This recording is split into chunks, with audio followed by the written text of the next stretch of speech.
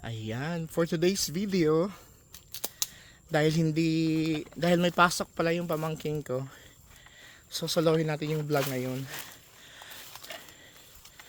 Ayan, gaya ng sinabi ko sa inyo kahapon, samahan niyo ako guys. Ayan, pupuntahan namin yung bundok. Kakaakyat ko pa lang pero hinahapon na ako. So ito, dahil sa gabal ka sa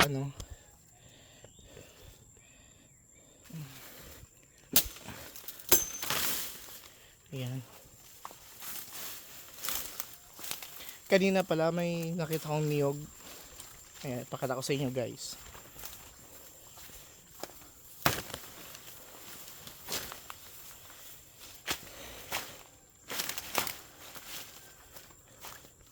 Ito.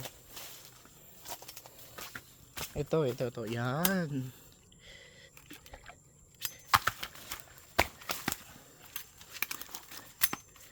Yan. Niyog siya guys. Kaya mamaya daanan natin yan. Yan. Tuloy-tuloy tayo. Tapos, syempre kapag may nakita kang ganito, ayan, may tubig yan sa loob. So, kailangan natin siyang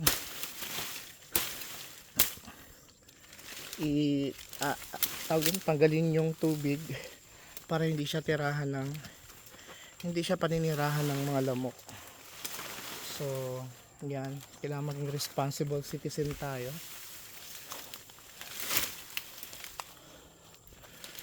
Alright, ayan. So kanina umulan, tapos ngayon umaraw naman, kaya tingnan nyo, parang ang ganda ng weather. Ayan.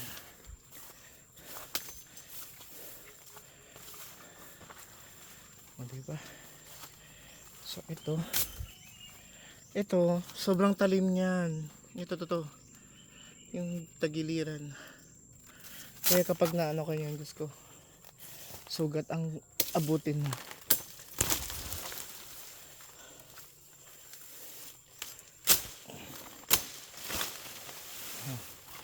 Para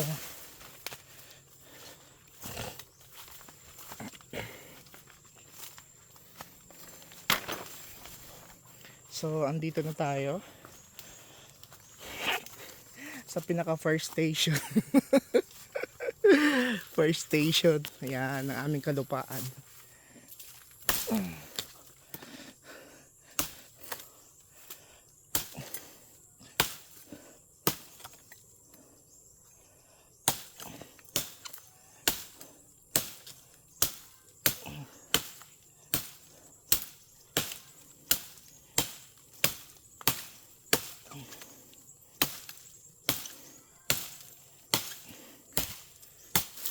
Ayan. Kailangan natin linisin yan guys para hindi pag dumaan tayo hindi masyadong may puso ng saging buti pa yung saging may puso, siya hindi, wala. Ayan, masarap yan sa tawag doon, gagataan. Tapos lalagyan mo ng ano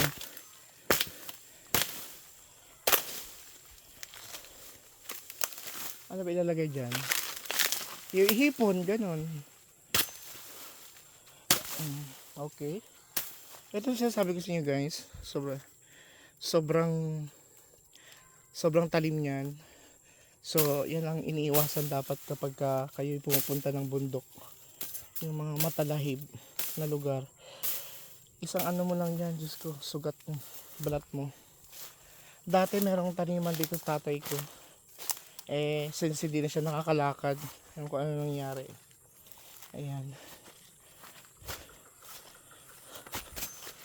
for today's video.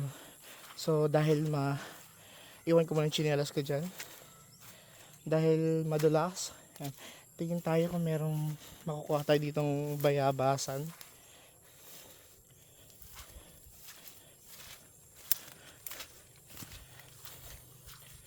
So far wala.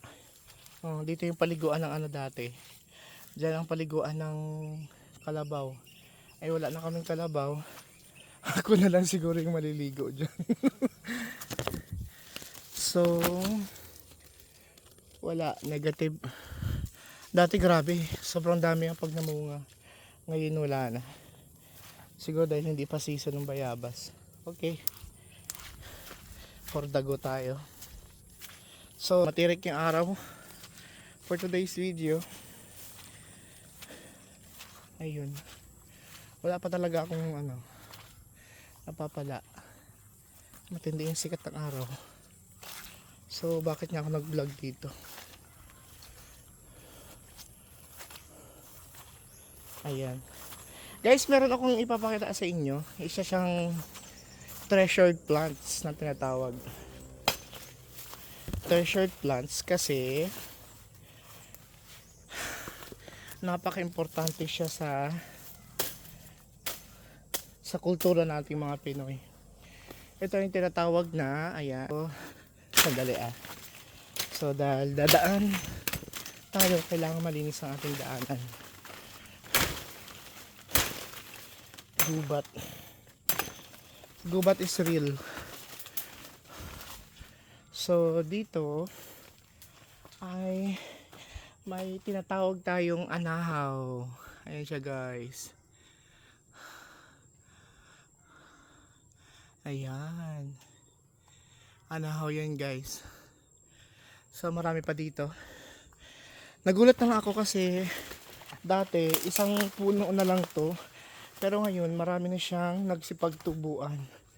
Ayan. Oh, diba? Nakakatuwa. Ang ating pambansang dahon.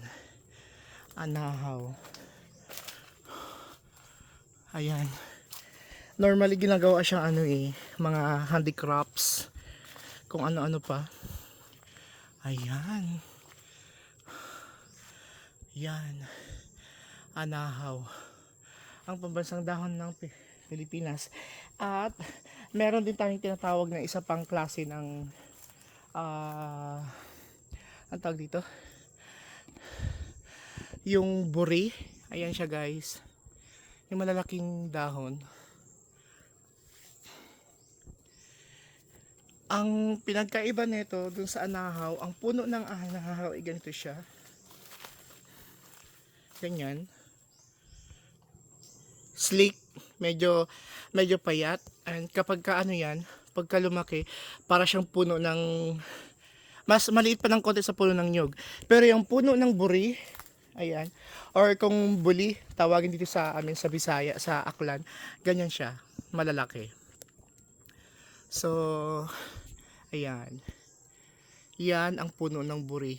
Ayan, ginagawa din yung banig, ayan, mga handicrafts. So, ito ang pambansang dahon ng Pilipinas, ang anahaw, at saka ito naman yung buri. Ayan. So, forward na tayo.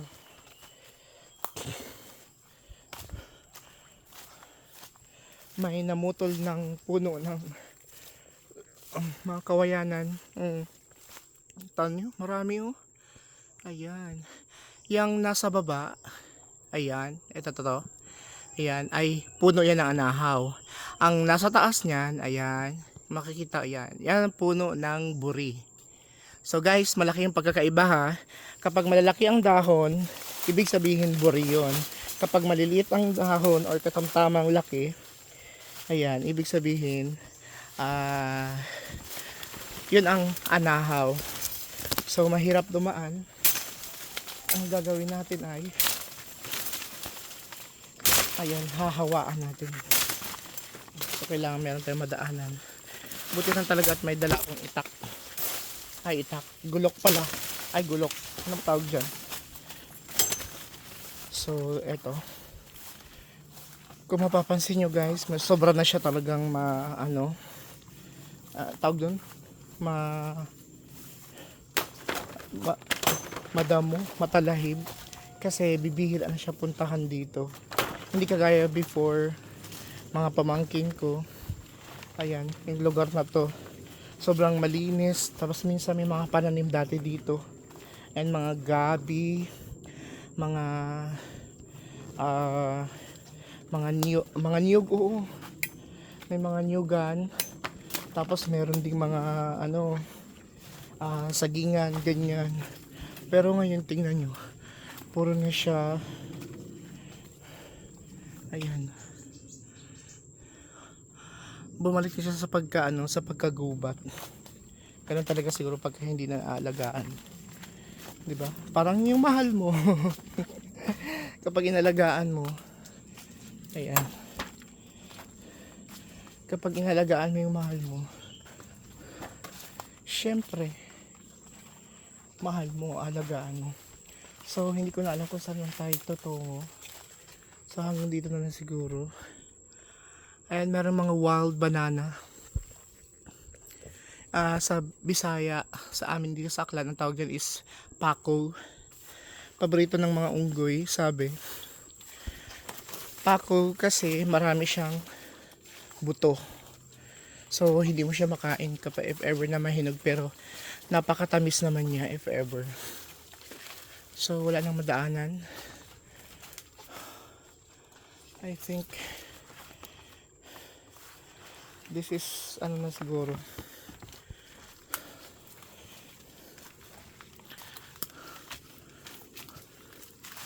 Oh, may nagnyugan pala dito. Ayan, so ganun na. Ang hindi ko lang magets, bakit nila kailangang mamutol ng puno? This one, bago lang putol. And that one,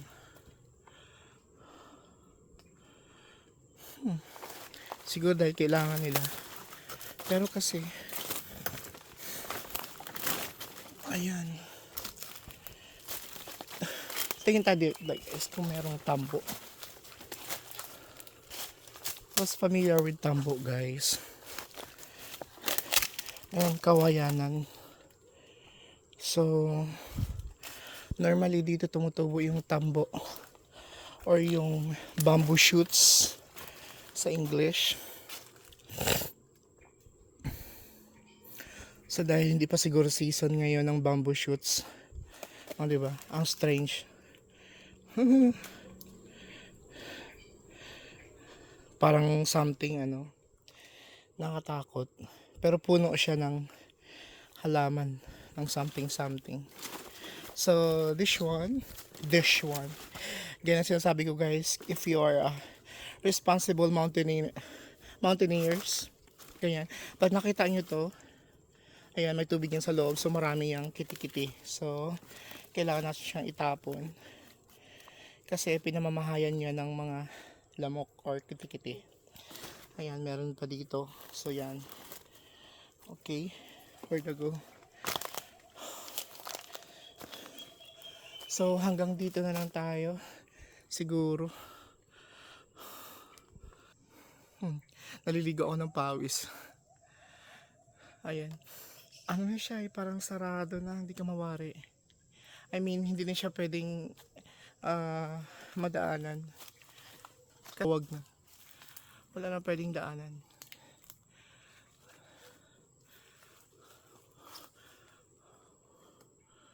Ayan, so siguro baba na tayo. Sobrang na siya magubat, guys. Ayan, dahil maaraw ngayon, mainit, kailangan na natin bumaba at kailangan na natin magdandahan.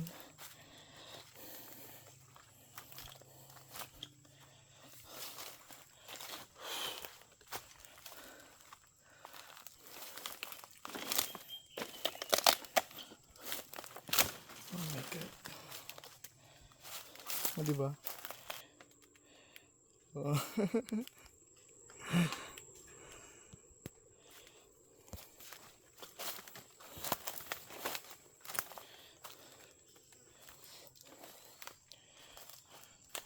So kami, kapag pumupunta kami ng bundok, ang daming mga puno ng nyug. Hindi kami ng kahoy ba. Sandali. Linisan ko muna yung camera. Wala rin nangyari. Ayan. Tignan mo. Ang dami ko ng dumi. Ayan. So kami pag pumunta kami ng ano guys, yung mga maliliit na puno like mga kahoy kagaya nito. Hindi namin yan pinuputol kasi nga malaking tulong yan. Malaking tulong siya sa pag ano ng lupa, yung pag-erode, alam niyo yun. Kasi kukunti na lang yung kakahuyan. So wala nang humahawak ng lupa. Minsan nagko-cause siya ng landslide. Ayan. So kung may time, sabi ko kapag may time ako dito magtanim ako ng mga puno-puno doon malapit sa amin.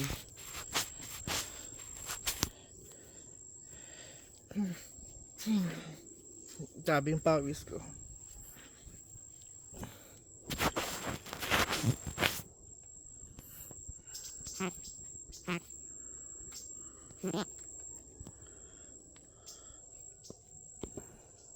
Medyo may ano yung camera natin sa harap.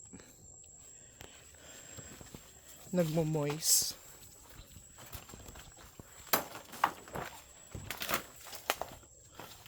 So din para malinaw.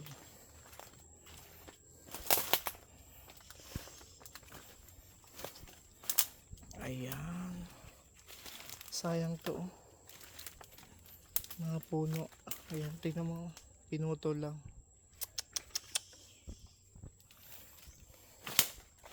Hindi mo na pinalitan.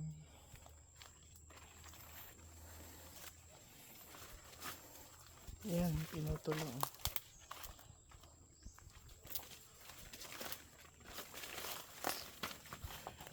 Ay, naku Lord. Kayo na bahala. Ito may isang uri din ng palm. Ayan.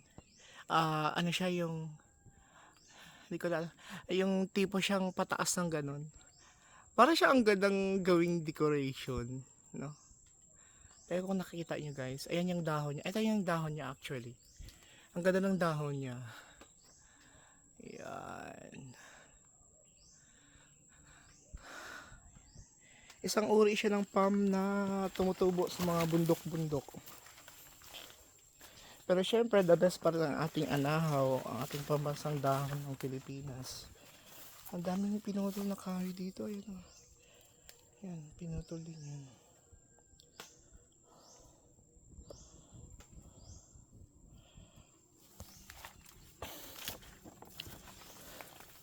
So,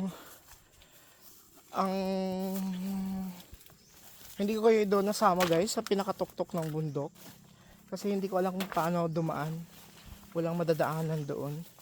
Meron pa siya doon siya talaga sa pinakataas, pinakatuktok. Doon kami dati talaga naglalaro. Tapos minsan may ano doon yung tatay ko before taniman ng maisan, ganyan. Yung palay na malagkit. Pero ngayon sobrang magubat na siya. So, hindi na nadadaanan. Alright, at dito na mini vlog for today's video. Ayan, ang ganda doon, no? Yan.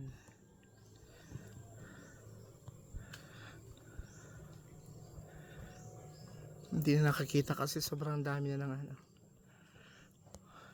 Ayan, see you next. Wala rin kayo na papala sa vlog ko ngayon guys. Ayan. Please subscribe po. And share and comment na rin kayo. Ayan para para ma-update kayo ng mga happenings ko ng pag-uwi ko dito sa sa Aklan. Bye!